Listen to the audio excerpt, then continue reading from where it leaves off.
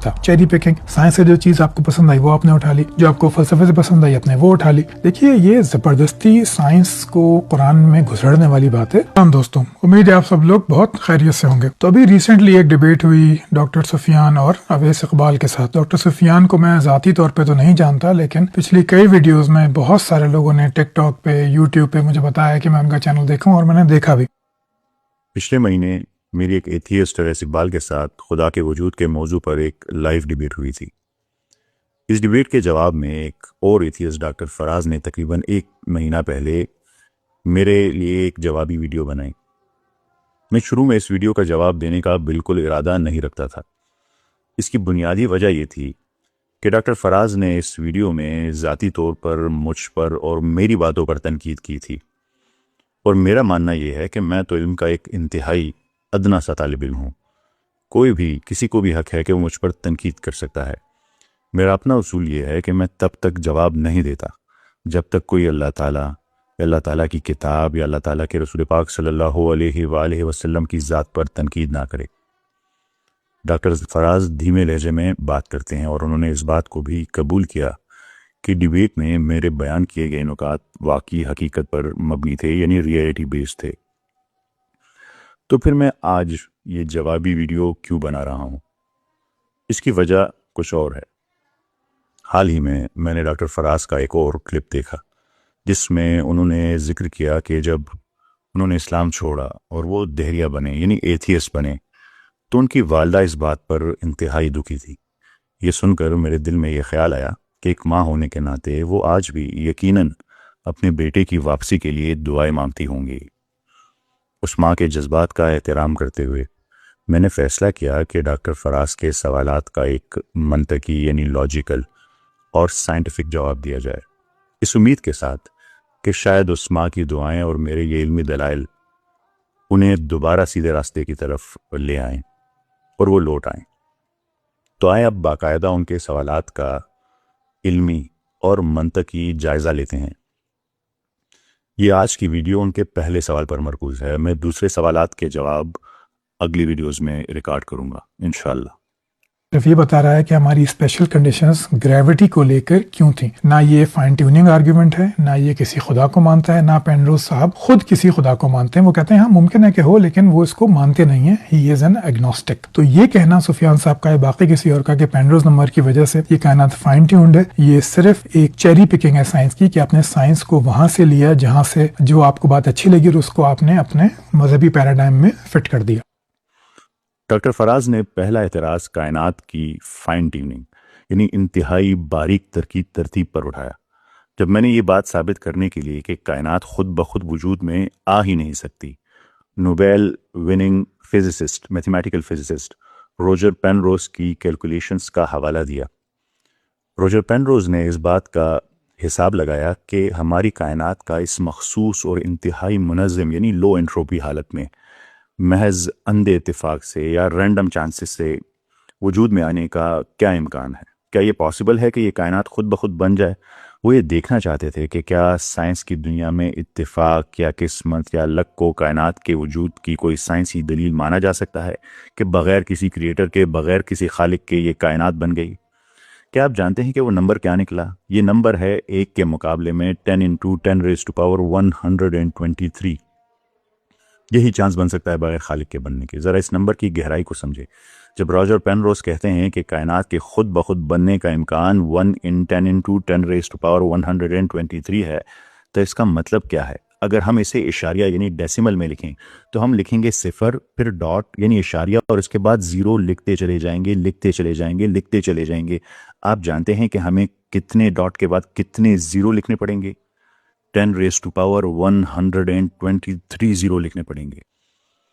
इस नंबर का तस्वुर करना भी इंसानी दिमाग के लिए नामुमकिन है। आइए मैं इसे आपको आम फहम में समझाने की कोशिश करता हूँ।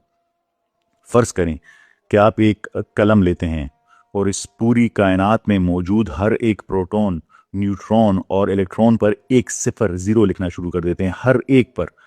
तो इस नंबर के 0 पूरे होने से पहले इस कायनात के तमाम ज़र्रात ख़त्म हो जाएंगे। आपने ये भी याद रखना कि एक इंसान में सिर्फ 7 ऑक्टिलियन एटम से ज़्यादा एटम्स होते हैं। پھر بھی سارے ختم ہو جائیں گے, یہ نمبر نہیں ختم ہوگا.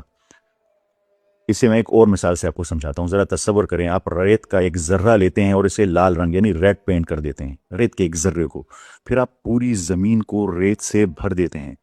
صرف ساحل سمندر نہیں بلکہ یہ پورا سیارہ زمین کو, ارتھ کو ریت کے نیچے دبا دیتے ہیں. اس کے بعد آپ پورے نظام شمسی یعنی ہمارے پورے سولر سسٹم کو بھی ریت سے بھر دیتے ہیں.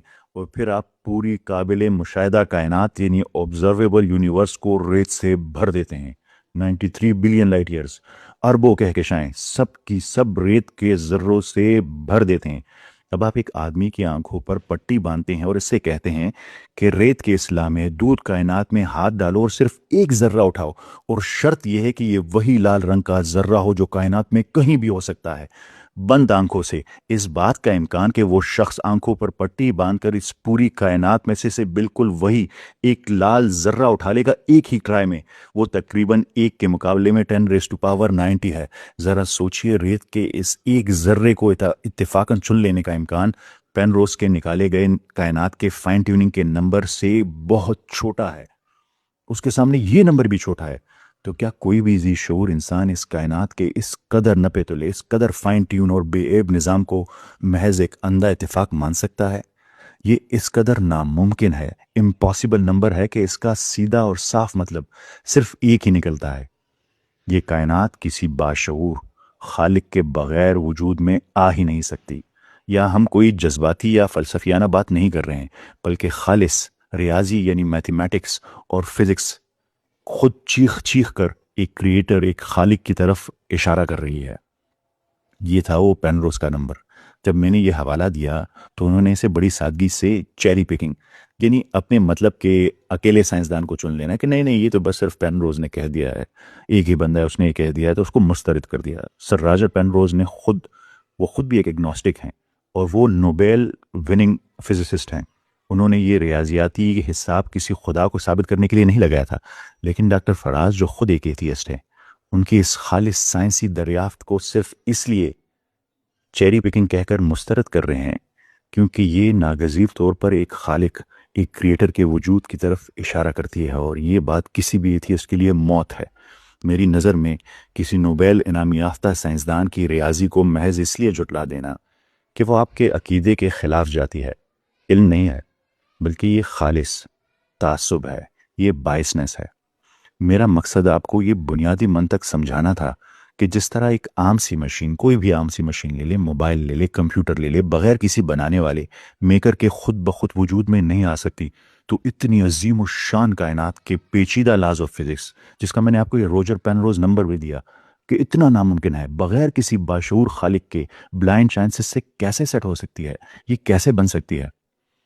پر فراز صاحب آپ نے اس حقیقت سے فرار حاصل کرنے کے لیے اسے بس چیری پکنگ کا نام دے دیا. یاد رہے کہ چیری پکنگ کا مطلب یہ ہوتا ہے کہ باقی ساری سائنسی دنیا ایک بات کر رہی ہے اور میں نے اپنے مطلب کے لیے اکیلے پینروز کو ڈھونڈ لایا اور ان کی بات پر یقین کر لیا. لیکن کیا واقعی فزکس کی دنیا میں فائن ٹیوننگ کی بات کرنے والے صرف روجر پینروز ہیں؟ ہرگز نہیں. حقیقت یہ ہے کہ کائنات کا فائن ٹیون ہونا آج کی کاسمولوجی کا ایک اسٹیبلش فیکٹ ہے, اور اس پر سائنٹسٹ کا تقریباً سائنٹیفک کنسنسس ہے کہ کائنات فائن ٹیون ہے. آئیے حقائق کا سامنا کرتے ہیں اور دیکھتے ہیں کہ دنیا کے دیگر عظیم دماغ, دیگر عظیم سائنسدان اس بارے میں کیا گواہی دیتے ہیں. وہ تمام لوگ جنہیں فراز صاحب بھی مانتے ہیں. مشہور کاسمولوجسٹ اسٹیفن ہاکنگ جو خود خدا پر یقین نہیں رکھتے تھے, انہوں نے بھی یہ تحقیق میں تسلیم کیا ہے اپنی کتاب میں کہ اگر بگ بینگ کے فوراً بعد کائنات کے پھیلاؤ یعنی ایکسپینشن ریٹ میں 10⁻17 میں سے محض ایک حصے کا بھی فرق ہوتا تو یہ کائنات بننے کے فوراً بعد تباہ ہو جاتی. اسی طرح رائل اسٹرونومر سر مارٹن ریس نے اپنی مشہور کتاب جسٹ 6 نمبر میں ثابت کیا کہ ہماری کائنات کا پورا وجود صرف 6 مخصوص نمبروں پر کھڑا ہے جن میں ذرا سی بھی تبدیلی زندگی کو ناممکن بنا دیتی ہے. سٹرنگ تھیوری کے بانیوں میں سے ایک ہے لینرڈ سسکائن. وہ کھلے عام تسلیم کرتے ہیں کہ کائنات ایک کاسمولوجیکل کانسٹنٹ کا ایک حیران کن فائن ٹیون ہے. کاسمولوجیکل کانسٹنٹس کے حیران کن حد تک فائن ٹیون ہے, اور وہ بھی اس مسئلے سے بچنے کے لیے کیا کرتے ہیں؟ ملٹی ورس کا سہارا لیتے ہیں. یہ کائنات کی یہی ناقابل ترتیب فائن ٹیوننگ تھی جس کی وجہ سے برینڈن کارٹر جیسے فزسسٹ کو مشہور اینتھروپک پرنسپل متعارف کروانا پڑا، جن کا ذکر فراز صاحب نے بھی کیا، تاکہ سائنسدان اس حیرت انگیز ڈیزائن کی کوئی نہ کوئی توجیہ پیش کر سکے. ان کے پاس اس کا کوئی جواب ہی نہیں تھا تو اینتھروپک پرنسپل بنا لیا. یہ گواہیاں صرف چند فزسسٹ تک محدود نہیں ہیں. فریڈ ہوئل وہ مشہور ماہر فلکیات ہیں جنہوں نے سب سے پہلے بگ بینگ کی اصطلاح متعارف کروائی تھی. وہ تھے فریڈ ہوئل. وہ برملا اعتراف کرتے ہیں کہ کاربن ایٹم کے بننے کی اس پیچیدہ اس کمپلیکس ترتیب کو دیکھ کر ان کا اپنا ایتھیزم اور ان کی بنیادیں بری طرح ہل گئی تھی. ان کا مشہور قول ہے کہ حقائق کا سیدھا سا مطلب یہ ہے کہ کسی سپر انٹلیکٹ نے فزکس، کیمسٹری اور بایولوجی کے قوانین کے ساتھ چھیڑخانی کی ہے. یہ اس کے بغیر پاسبل ہی نہیں ہے. دنیا کے مایہ ناز تھیوریٹیکل فزسسٹ پال ڈیوس کا بھی یہی کہنا ہے کہ کائنات میں ڈیزائن کا، یعنی کسی ڈیزائنر کا تاثر اس قدر شدید اور غالب ہے، اتنا اوور ویلمنگ ہے کہ اندھا اتفاق، بلائنڈ چانسز اس کی وضاحت کرنے سے مکمل طور پر قاصر ہے. یہاں تک کہ کرسٹوفر ہیچنز جو ایتھیزم کے سب سے جارحانہ اور کٹر حامیوں میں سے ہیں، وہ سب سے بڑے ایتھیسٹ میں شمار ہوتے ہیں، وہ بھی اپنی زندگی کے آخری حصے میں متعدد بار یہ تسلیم کرنے پر مجبور ہو گئے کہ بلا شبہ فائن ٹیوننگ کا نظریہ خدا کو ماننے والوں کی سب سے طاقتور دلیل ہے. یہ ان کے پاس سب سے اسٹرانگ آرگومنٹ ہے، یہ فائن ٹیوننگ والا. آکسفورڈ یونیورسٹی کے professor of mathematics doctor John Lennox اس سائنسی حقیقت کو یوں بیان کرتے ہیں کہ ہم اپنی کائنات کے بارے میں جتنا زیادہ جانتے جا رہے ہیں، ایک خالق کی، ایک کریٹر کے وجود کا نظریہ اتنی ہی تیزی سے سب سے بہترین اور مستند سائنسی وضاحت بن کر ابھر رہا ہے کہ ہم جہاں بھی جاتے ہیں تو ہمیں لگتا ہے کہ کوئی کریٹر ہے. یہ ایک سائنٹسٹ کے الفاظ ہیں کہ یہ کائنات اب تک کا سب سے بڑا معجزہ ہے، ایک ایسا معجزہ جو ناگزیر طور پر اپنے سے باہر کسی ایسی ہستی کی طرف اشارہ کر رہا ہے جس نے اسے تخلیق کیا ہے. اور یہ سلسلہ صرف پرانے سائنسدانوں تک محدود نہیں ہے، بلکہ جدید ترین ریسرچ بھی اسی طرف اشارہ کر رہی ہے کہ یہ کائنات ایک نشانی ہے کریٹر کی، ایک ڈیزائنر کی. حال ہی میں 2025 میں Harvard Smithsonian center for astrophysics کے ڈاکٹر ویلی سون نے فائن ٹیوننگ کی بنیاد پر خدا کے وجود کے لیے، کسی کریٹر کے وجود کے لیے ایک باقاعدہ میتھمیٹیکل آرگومنٹ پیش کی ہے. ان کی تحقیق ثابت کرتی ہے کہ کائنات کے یہ جو فزیکل لاز ہیں جو ہمارے آس پاس ہیں، یہ اتنی ناقابل یقین نفاست کے ساتھ کیلیبریٹ ہیں، اتنے زبردست کوآرڈینیشن میں ہیں کہ یہ محض کسی اندھے اتفاق، کسی رینڈم چانس کا نتیجہ ہو ہی نہیں سکتے، بلکہ ان کے خیال میں یہ ایک واضح اور ارادی ڈیزائن ہے، یہ ایک انٹینشنل ڈیزائن کا پکا ثبوت ہے. فراز صاحب جب دنیا بھر کے ٹاپ فزسسٹ، کاسمولوجسٹ، میتھمیٹیشنز اور یہاں تک کہ کٹر دہری ایتھیسٹ بھی آزادانہ طور پر ایک ہی حقیقت کی طرف اشارہ کر رہے ہوں تو اسے چیری پکنگ نہیں کہتے، اسے سائنسی سچائی کہتے ہیں، اسے سائنٹیفک ٹروتھ کہتے ہیں. کیا ابھی آپ ان تمام ٹھوس شواہد کو محض ایک اندھا اتفاق، چیری پکنگ مان کر حقیقت سے آنکھیں چرانا چاہیں گے؟ جب ہم کھلے ذہن کے ساتھ ان حقائق کا مطالعہ کرتے ہیں تو یہ تمام سائنسی شواہد، یہ میتھمیٹیکل کیلکولیشنز اور کائنات کی یہ بے عیب ترتیب ہمیں گھوم پھر کر اسی ایک عظیم ہستی کی طرف لے جاتی ہے جسے ہم اللہ تعالیٰ کہتے ہیں. کائنات میں موجود یہ فائن ٹیوننگ کوئی نیا دریافت شدہ سائنسی معمہ نہیں ہے، بلکہ یہ اسی رب کی کاریگری ہے، اسی اللہ تعالیٰ کی کاریگری ہے جس کا چیلنج قرآن مجید نے آج سے 1400 سال پہلے سورہ ملک کی آیت نمبر 3 میں بڑی سرعت کے ساتھ پیش کر دیا تھا. بسم اللہ الرحمن الرحیم.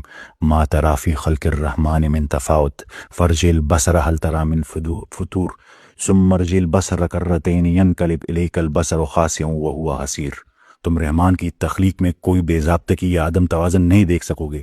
ذرا نگاہ اٹھا کر دیکھو، کیا تمہیں اس میں کوئی خلل نظر آتا ہے؟ پھر نظر اٹھا کے دیکھو.